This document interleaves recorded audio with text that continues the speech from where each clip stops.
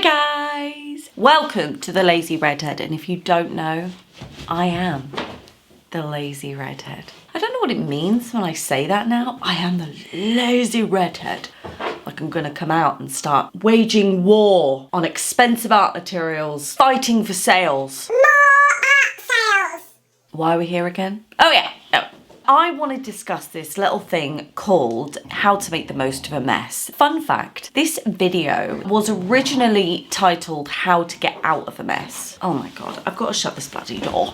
Right, where were we? Oh yeah, how to get out of a mess. That was the original title of this video. And then when I was trying to film it, I realized that the title leads you down a path where you have to be quite specific, I feel. Maybe it's just me overthinking it as always. So then I got to thinking, rather than how to get out of a mess, less about that, more about how to make the most of a mess, because the mess has already happened, hasn't it? It's there. We've got to deal with the situation. So I need to tell you how I came about this idea in the first place, and unfortunately it does require me to be a bit vulnerable. Okay, I'll just tell you. Just promise you won't judge. Limit the judginess, please. So I'm going to put it here. You won't recognise this because you didn't end up seeing it, but let me just contextualise this little video for you. What you're seeing is a time-lapsed version of what was originally Abstract Workshop Hunt textures. Try not to look at it. This abomination, this was the first take. I overworked it so much that I couldn't in good faith send it out. I know, I can't look at it. I just can't. It's just embarrassing. Let me get rid of that. Let me just get rid of it. Get rid of it, thank you. Right, let me just point one thing out though. I have done workshops before in real life, like actual people in front of me, right? I have never filmed a workshop, and filming is so different. It's an art form, okay, filming, getting to grips with the frame, getting to grips with what the viewer sees. It makes art awkward, you know? If you're creating a piece of work, you know, you're sat here quite lovingly, just like in your own world, right? When you're filming, the camera's usually there, you're wrapped around the camera in this loving embrace. Actually, it's not loving, there's nothing loving about it. It's awkward embrace, and you're trying to create when you've got things like this and you're like this and you're like going like this, right? You have to be quite a confident creator in my mind to create anything on camera in those conditions. Even if you're just on the tripod, you know that you're being watched. And well, let's be honest, I failed my driving test 4 times because I hated the idea of being watched. This is why I'd be terrible on OnlyFans. I like being authentic on this channel. I like making sure that I'm putting out like a really good balance of work that's legally shite, right? That you could legally put it into a jail cell and be like, no, you were created wrong, okay? And then work that I'm quite proud of, right? My creative energy is it's like a firework, isn't it? You know, you light the wick and then it just goes bloody mental for 5 minutes, whizzing around the air, and then just fizzles out into a burnt piece of paper on the floor. That's kind of me. That's how I create. I always find there's that beautiful moment, right, where you kind of have to make a mess, and then if you have the courage, the sheer willpower and patience to push through, you can create some of your best work on the other side. At that point in any piece, there's a lot of learning to be had in that moment. We always reflect on our failures, don't we? We never reflect on our successes. We never go, oh, why did I succeed? No one ever does that. They're just too busy champagning it up in the background going, I've succeeded. No one ever goes, well, how did that actually happen? You only do that when you failed. We shouldn't avoid being uncomfortable. And I mentioned that in workshop number 2, didn't I? Hunt textures. I designed it to be uncomfortable. I put things in that workshop specifically to encourage you to make decisions that would make you feel at a disadvantage. How to make the most of a mess means pushing yourself beyond that point, realizing something about yourself and your creative ability, that sense of discovery. You know, I love a discovery. And also giving yourself the chance to actually learn. When things start getting hard or hairy, I'm like, and then I run away. You've got to work at it. You've got to push through. That's what we're going to do today. Now, before I show you this, please don't judge me too harshly. And I want to emphasize the reason I'm showing you this is because I think it's really important for anyone who is on social media to be authentic. I like to show things that have gone wrong. I mean, what in God's name happened? What happened? It just got out of control, didn't it? So the positives is that it has some fantastic texture. Negatives, I'll be honest, everything else. Before I started filming this, I did a few testers with different mediums, inks, potentially blocking it out, going over with one colour. Then I decided to go over with some neo colours, then a bit of oil pastels. I just did some swatches to see if I could salvage it. And I'll be honest, I can't. I find it too overwhelming. So I'm going to gesso the whole lot, and it's going to be so satisfying because I love these textures, right? So that's something that we can absolutely agree on, is these textures are delicious.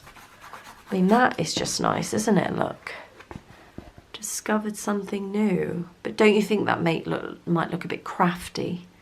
I think in the right way it might be okay.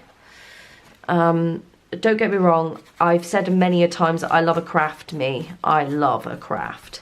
If this works out really well, I'm probably going to replicate it on a big canvas, this texture. I have an idea of what I want to do on this. Will I end up messing it up again? I have no idea. I will show you the work that we ended up with in the end. This was on my community tab. A lot of people had some nice things to say about it. Now, I didn't film this, and the reason I didn't was because I got in my head. I felt that the filming was the reason why I was struggling. And obviously I was being really hard on myself because I was like, I really want to do these workshops for you guys. You really enjoyed the first one. The second one I think could have been simplified a bit better. Anyway, I will get better. I will get better at it. So I did this off camera because I felt I just needed that time, didn't I? And there's bits about it I like. Honest to God, bits about it I like. I'm going to write that down because I'm going to make something out of that. You'll know why in a minute, why I'm writing all these things down. It's next to Love's Swapping Scraps. Oh, and I got Christine actually gave me a great one. Hi, Christine, again. I know I keep mentioning you. I'm a creepy stalker. I'm sorry. I think it might have been the first book. I can't remember which workshop. It was a video where she said, shopping for shapes. And I was like, shopping for shapes? And there was others that I've written most of them down, but Christine comes out with some bloody crackers. And I have decided to just document everything she says. Because there's some great like titles for works in there, titles for videos, like brilliant. So I'm gonna run everything past her. Anyway, back to this. Now there is bits about it I like, right? So now in the image, right, the photo on my community tab, the sky was very different. And I did it in gesso and ink kind of mixture, and it was lovely. It was absolutely beautiful. I was so happy with it. But then when I glossed it, it diluted the texture and the underpaint came through. Who was it that said that they loved it? Here we go. 8 comments on this piece. Christina says it doesn't look like a mess. I know, Christine. The lazy-eyed artist also said, in the past, I would throw it away and start over. And I think we've all been there. I mean, I burn things. We've already established that. Now I'm trying to learn how to fix my messes. And so now I leave it where I can see it and hope one day I'll have an idea. And after a week or so, I just start doing something. If it fails, it fails. Thank you, lazy-eyed artist, for contributing to that, because you're absolutely right. I think there's something in that that's quite valuable. If it fails, it fails. But it's not so much about the focusing on the fail part, it's focusing on the process part, the journey to and from, and all the decisions you made in between. I think that's what we need to focus on when we start to just chuff things up. And we know what I mean when I say chuff. And that's kind of what I adopted with this. Am I in love with it? No.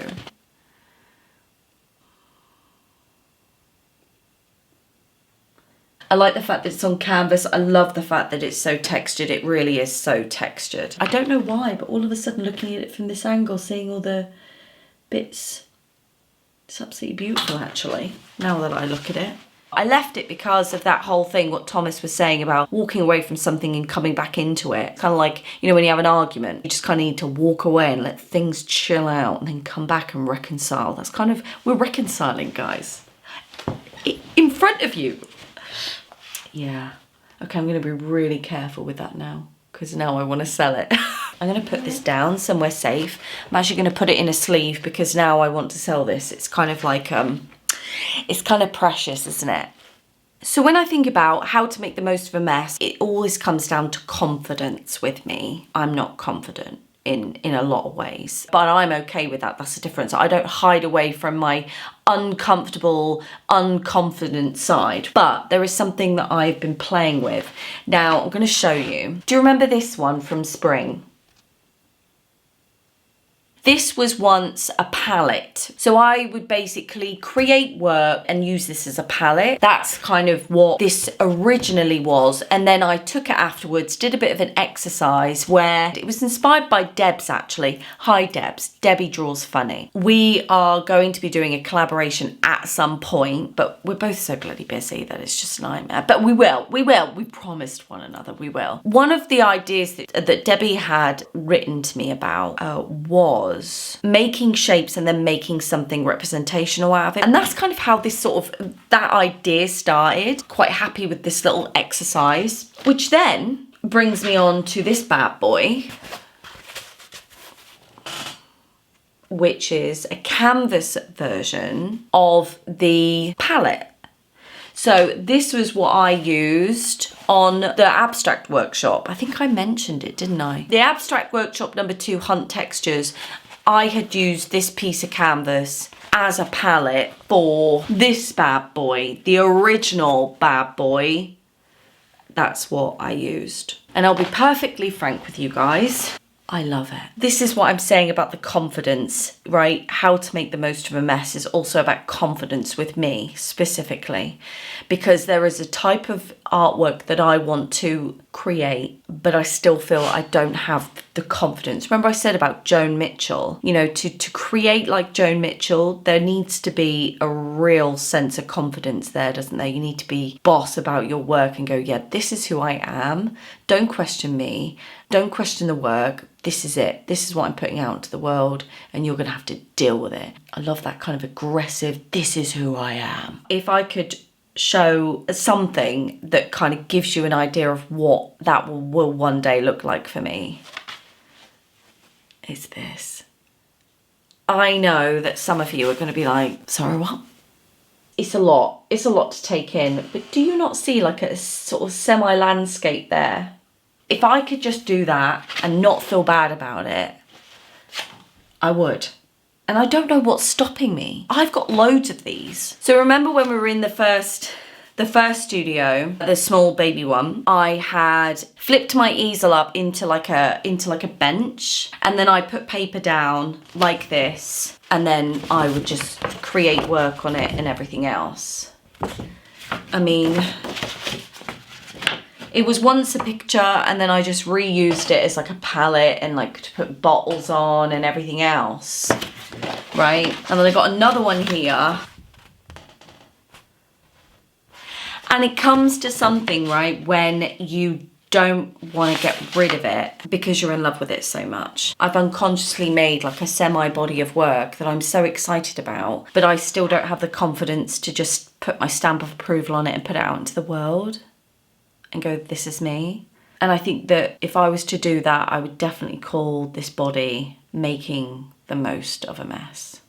I make my favourite work when I'm not thinking about it at all. When I was out doing spring, I created this landscape and it was the ground. I don't even remember doing that piece really. I was just out there enjoying the sun, and then every attempt after that to try and recreate that same sort of chunkadiness, I failed miserably. Every single time. It's that unintentional part, isn't it? It's your mind is switched off. I mean, you couldn't get more unintentional than this, really, could you? This was specifically designed to stop paint from getting on another surface.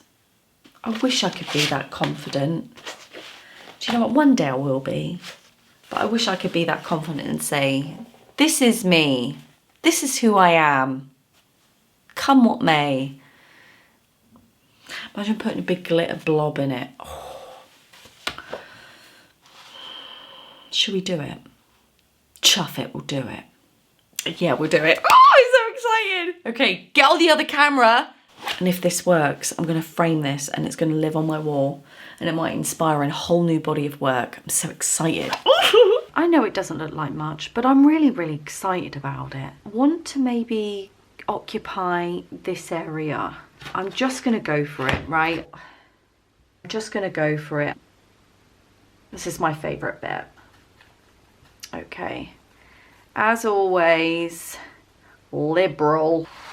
Now, I've put a lot on, and the reason is because I want to. Oh, it's already beautiful in my mind. I mean, you can't go wrong with glitter, let's be honest. It is the next day, and it is dry, kind of, but I can see that some of it is still a bit mushy. But what we're gonna do is we're going to tip. I'm gonna tip the opposite way. Ooh. Ooh. I want to keep that bit, but I don't know where to put it. I might put it there because I don't like that mark there. So I might just plonk it on the edge there. I think that'll be quite nice. I'm going to do it with Mod Podge. There we go. Because it doesn't take half as long to dry. Okay, cool. Got that down, that's down. Wicked. I mean, I don't mind it. I think I need to let that dry a bit more. I'll put a bit more glitter on there actually. And a bit there. There we go. I'll leave that.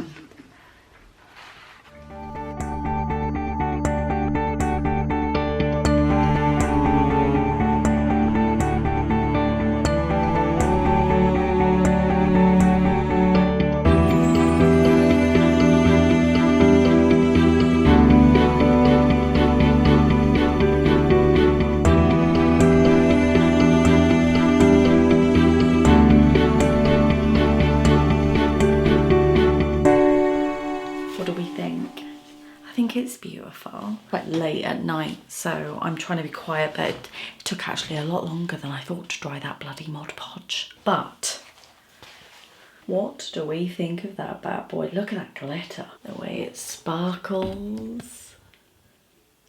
I mean, she's shiny, isn't she? Isn't she shiny? I love it. I appreciate that's not going to be everyone's cup of tea, but the purpose of this week's video, I think, how to make the most of a mess, is about appreciating that there is still value to be had when we do chuff things up, and to not let your frustration about the situation get in the way of you achieving something potentially amazing. And that's kind of what I'm about. I like to give people permission to do just that. I'm acutely aware though that I've called it how to make the most of a mess. And I feel like I've covered it, but in a very personal way, which is predominantly why I changed the title in the first instance, because I felt like how to get out of a mess is a very personal thing, isn't it? Everyone does the same old, walk away from it, leave it for a month or two, or paint over it, or people have their own way, but it also is determined by style as well, isn't it? Doing a how-to on it, I felt the possibilities are endless, and I've only got so much footage capacity on this camera. But with regards to how to make the most of a mess, you can be confronted with a mess, but just don't allow yourself to get so overwhelmed that you potentially miss the opportunity to learn something from it. Being mentally prepared to do battle, right? I feel like it's a constant battle for me and many others. We're all looking for answers with one another,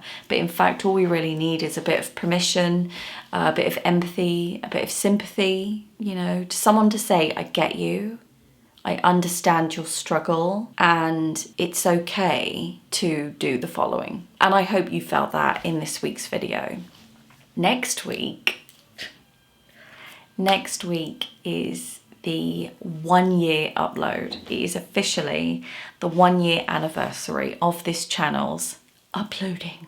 The reason why I say upload and not the 1 year anniversary of this channel is because if you go on my about page, the account, the YouTube account, I've mentioned this before, but we've got a lot more subscribers since then. The about page states that this account was created in 2021 and I didn't start uploading until May 14th, 2022.